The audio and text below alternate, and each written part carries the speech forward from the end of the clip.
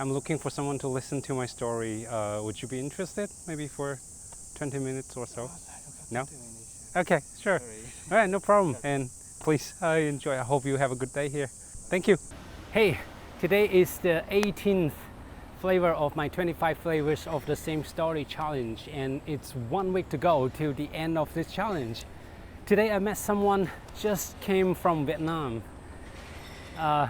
So she has really fresh memory or fresh experience of what the story was telling about. And I was in the park walking for 2-3 rounds and just couldn't find anyone. I approached one gentleman, but he didn't want to do the challenge. Challenge for me. But this lady was kind enough to listen to my story. So mission accomplished today. The next 7 days will be very challenging for me because of my full schedule at work both and in personal. I probably wouldn't be able to come to the park that often, or not that often, like probably not a single day I would be able to come to the park. So I'll think about what I should do about telling the story. Maybe I'll go back home and just do it from home. And it's too hot here. It's freaking hot. Walking in the park for 2-3 rounds in this weather is no joke. Luckily there were trees.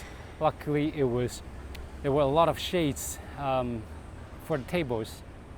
Otherwise I would die. But anyways, let's get into today's storytelling. Please enjoy.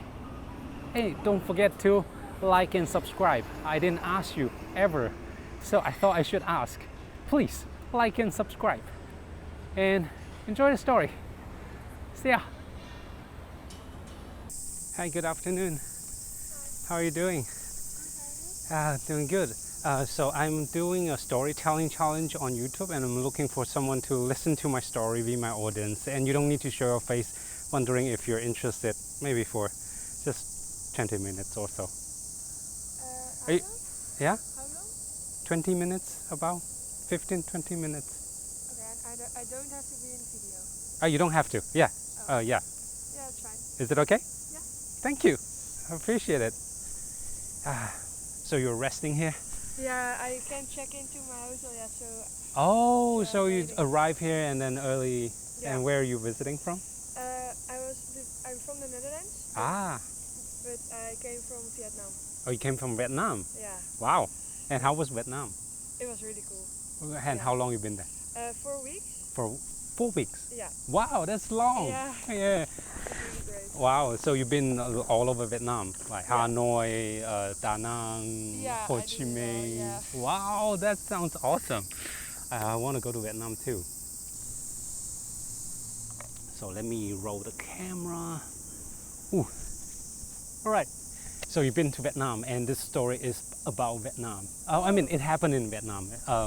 So this happened 10 years ago. 10 years ago, it was 2013, so actually more than 10 years ago now. It was me with my best friend. His name is Neil, and I'm Chinese. We're Chinese, by the way. And we've been wanting to do long distance bicycle trips together, but just didn't have time or didn't have a chance to do that at all. And we finally found this 1 week that we could go together to do a long distance biking trip, and we decided to go to Vietnam. And that was our first time going into Vietnam. Although like Vietnam and China is, a neighbor country, Yeah. but we just didn't have a chance to visit at all. So Vietnam is a long country. I bet you know very well. Our plan, because we only have 1 week's time, so from Hanoi to Ho Chi Minh City, it's 1,600, more than that, kilometers long. And we wanted to cover it by bicycle, but we couldn't. We don't have that long time. So our plan was to get into Hanoi, and from Hanoi take a train or a tour bus. Not sure if you've been on one of those open bus. Bus. Sleeping seats, air Yeah. conditioning, Yeah. awesome, Yeah, right? it was nice. So we wanted to get on one of those, maybe train or bus, either way, and then get to middle Vietnam, which is around like not. Hoi An, Uh, maybe? Hoi An? yeah, Hoi An. Hoi An was our initial plan. and then later we have to push to Da Nang, or later eventually became Nha Trang. Not sure if you've been there. Yeah, you've been there? No, I've not No? been there, but I know where it is. Yeah, you know it is. Okay, so our plan was that. So we get to middle Vietnam, and then we get on our bikes by public transportation, get to middle Vietnam, and then get on our bikes, and then bike all the way from middle to Ho Chi Minh City, and then from there we fly home. That was our plan. Yeah. And we were all excited because we've been looking forward to this trip, for a long time. And finally the day came, we got into Vietnam, got to Hanoi. Hanoi was, I can't use beautiful to describe it. It's actually pretty chaotic, to me, yeah.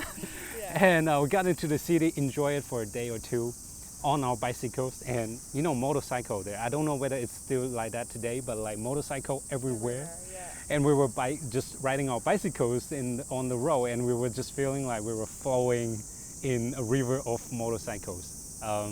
And that was our impression. Like the Hanoi was like chaotic, but everything seems to be working out for that city.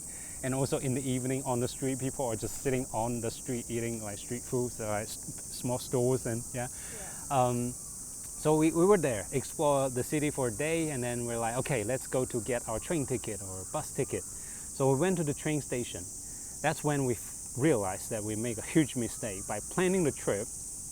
At the end of April, there was a week-long national holiday in Vietnam. So people everywhere, everyone was on a hot vacation in that country, and they went to, the train ticket, the bus ticket, all sold out. And we were like, God, we're so close. We're in the country, and our trip is just one bus away or one train away. But couldn't find a way to get there. We're stuck. What do we do, Neil? And Neil was like, let's not give up. Let's still ask people and see if we can get any help. So we went around, asked people in the restaurant, in the hotel, in everywhere. Train station, bus station, and then some local people was kind enough to point us to a bus terminal that local people use mostly, because back then, 10 years back, maybe today is different. There was no website for it. There was no people speaking English. No, mostly those buses were for locals, and only locals know how to navigate to get tickets and get on those buses, get to where they want. But that was our only choice, it seems. And we went to the bus terminal and we asked, and we used Google Translate. Of course, we didn't speak Vietnamese. And then they say, yes, there's a bus going to Nha Trang. That's why we went to Nha Trang. So initially we wanted to go to Da Nang, but because we couldn't find a ticket, we have to delay it for a day. Yeah. So we say, okay, Nha Trang sounds fine. We have enough time to bike and then also fly back home. So we got the ticket, we went to the bus, and the bus, it was nothing like what we expected. It was nothing like what you take. We expected sleeping seats, air conditioning, none of this. There was no air conditioning, windows open all the time, sitting seats only, and we asked the driver how long does it take to get to Nha Trang. They say it was morning that day, and then they say tomorrow evening. I was like, what? Yeah. 2 days, 2 whole days on this bus and without sleeping. And I bet actually 2 years later I went back to Vietnam and I took that open bus, and I know it's still a long trip, but it stops less. It stops just a few stops, right, in the major cities. But that bus that we were taking, me and Neil, that bus stopped all the time because they need to get passengers, they need to make money. And before we get on the bus, I was like, Neil, do we really want to get on this bus? Because we're going to do bicycle trip after this. And it's exhausting to stay on this bus for 2 days without proper sleep. And they say, what can we do? This is our only option, and our trip is just one bus away. Let's get through this, and let's see where the bus takes us, how we feel. So we got on the bus, and there was one question in our mind, how do we eat? How do we go to the toilet? Because on that bus there was no toilet, and then we didn't know how food works. But we didn't have time to go to a store and buy food, and we just have to get on. And luckily, what happened eventually is that they stop at restaurants, and you get off. You go into a restaurant, get food. I don't know whether that was the experience that you had on. Yeah, they stop sometimes. Yeah. Yeah. Okay. Yeah. So we just have to eat whatever there was in the restaurant. But anyways, we got on the bus. We started the trip, and before we got on the bus, we were like, this was going to be so exhausting. But when we got on the bus, the trip turned out to be a wonderful journey. So let me tell you what. We got on the bus. The bus was run by a crew of 4 people, 2 drivers, 2 conductors. The drivers take shifts. One sleep, one drive because it's a long distance bus, 2 days they need to sleep. The conductor also takes shifts and they recruit passengers. And to recruit passengers, they keep the door open all the time, even when the bus was running. Yeah, so the windows open, the door open, wind, air circulation was very good. And then the conductor just standing next to the door and shouting outwards to the towns that they pass by and shouting the destination or the major stops that they're stopping by. They get people on. So a lot of passengers, other than we 2 foreigners, most people actually use that as a intercity kind of short distance bus. Like they got on, they sit for a few hours, get to another city, they get off. And we were the only person who stayed on that bus for longer than 30 hours. But because of it was boring on that bus, there was nothing to do, we got to slow down and really just pay attention to things. Because nothing to do, we just stare out of the window. The rice field, beautiful. The weather, beautiful. It ran sometimes along the coast, the beaches and oceans, beautiful. And then we witnessed a lot of interesting things. There was a time when there were cows walking in the middle of the road, and all the drivers have to just drive slowly after the cows and wait for the cows to go to the side of the road. And then there was once that there was a truck running towards the other direction, and the truck was transporting some fruits, and one of the box just fell off and fell in the middle of the road. And before the fruit fell, and then our crew saw it, and our crew was actually waving to the truck driver, but the truck driver didn't see it, and the truck just went away. And now a box of fruit in the middle of the road, and our bus just stopped, and then the crew just went down and they were checking there was no car, and then they grabbed the whole box of fruit and got it on the bus. Big smile on their face. And also those ones we saw a car in the middle of the rice field on the roadside. And it's in the middle, and there was no sign of how the car ran into it. There was no sign of it running into it. It just felt like the car was somehow dropped into the middle of the rice field. So a lot of weird things happen, or not weird, but it's new things to me. And also there was one passenger. The passengers were also pretty. I didn't understand Vietnamese, but the vibe that I got from people who got on is just feeling like people in Vietnam they're so chill. They're carefree, or I don't know what's the right word to say it. It's a chill vibe there. Yeah. People got on the bus. It felt like he didn't even care where he was going. He was just got on the bus and where does this go? I'll just sit and then just chill on the bus for a few hours and got off. Yeah. And he had this, when he got on the bus, he had an insect on his neck, maybe a cricket or something, staying on his neck.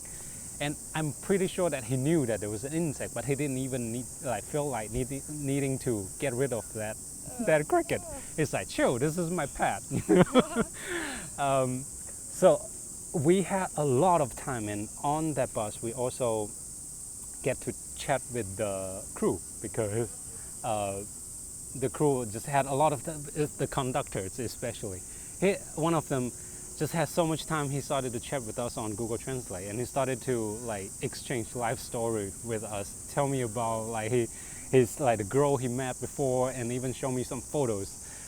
So after 36 hours, we actually got to bonded a little bit with the crew and felt like we're together on this journey. It felt like we're on a road trip with a bunch of strangers, or with my best friend, of course, and a bunch of strangers, passengers, crew, everyone's life just converged in that place on that bus at that time, and we were like a ship that is sailing towards a goal together. It was so it's just it turned out to be just a wonderful memory that I still remember today. So we got to Nha Trang and it was already evening, like the bus driver said.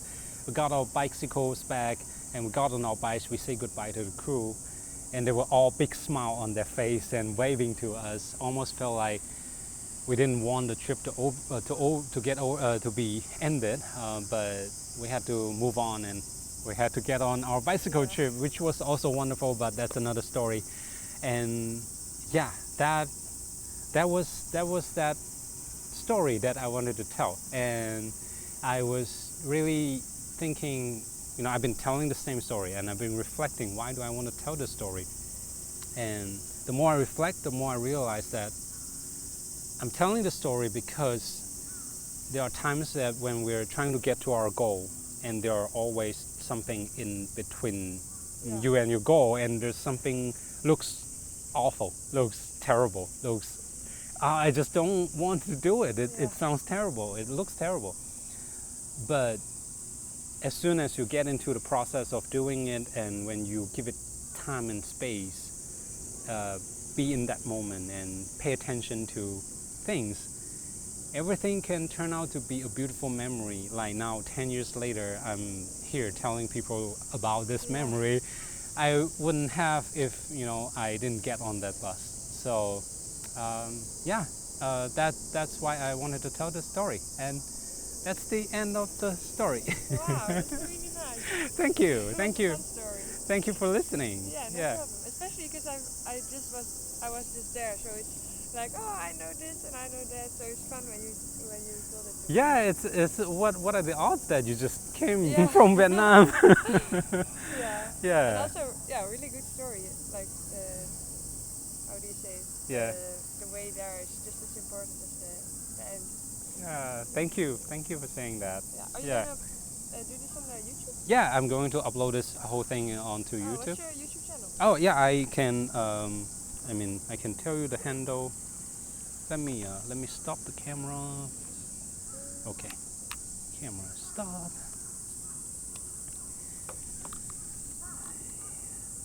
I'll just tell you my